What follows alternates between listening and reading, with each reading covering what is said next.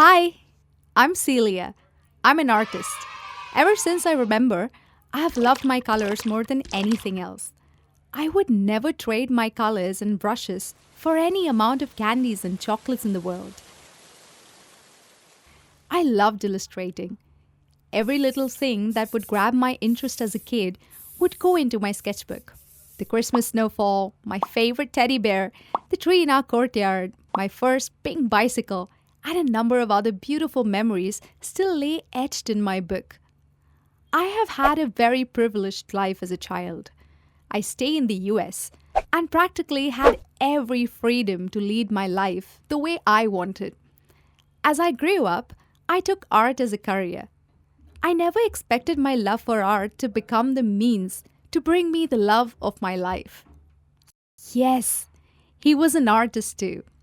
I was on a tour of the country with my group to interview and meet people who have come to the US from around the world.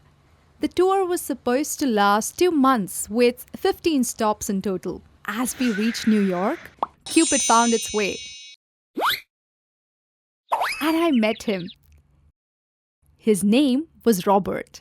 He had the prettiest grey eyes and the brightest smile of all. But it wasn't his looks that I fell for. His sensitivity and capability to understand complex emotions had attracted my attention. Very soft spoken and passionate for art, he became a quick hit in the group. We offered him to join us for the rest of the tour, and he agreed. I was happy.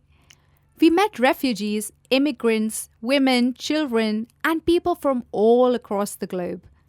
They would share their insecurities and vulnerabilities with us. It was overwhelming to see their struggle for survival. Some had built a comfortable life for themselves, but their past still kept haunting them. One night, as I was sitting in front of our bus, I broke down.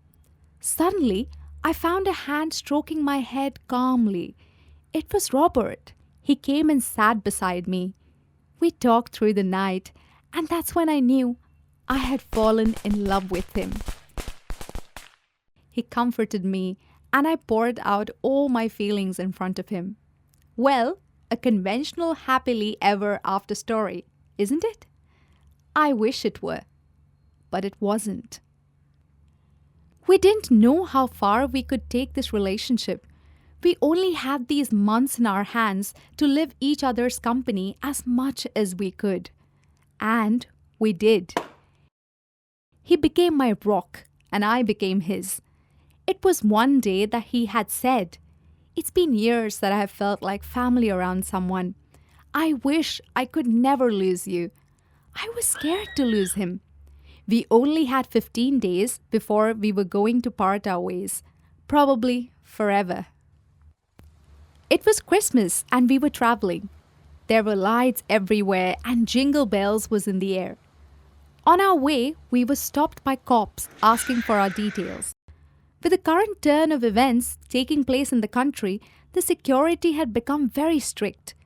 We showed them our IDs, but they didn't really show trust in us. They took Robert and started questioning him. They asked him to come with them, and soon enough, everything turned into a chaos. The next thing we knew, Robert disappeared. He had sprinted. The cops went after him. We were stunned at how the night had unfolded. When we went through Robert's stuff, we came to know that his real name was Omar. He was a refugee from Iraq. Yes, a refugee. We found letters from his family who were themselves struggling for a boat. We found his childhood pictures, and it was heartbreaking to see such terrible things happening to such a happy family. I could now see the void behind his eyes. Every time that he had talked about immigrants and refugees, I now understood his empathy towards them. He had become a part of us, and we didn't want to lose him. I was also sad that he had lost his memories and photos to us. We called him innumerable times, but no one answered. However, I never stopped looking for him. I have made it a tradition to spend every Christmas with a refugee family since then. Every time I see a child smiling, I find Omar in him.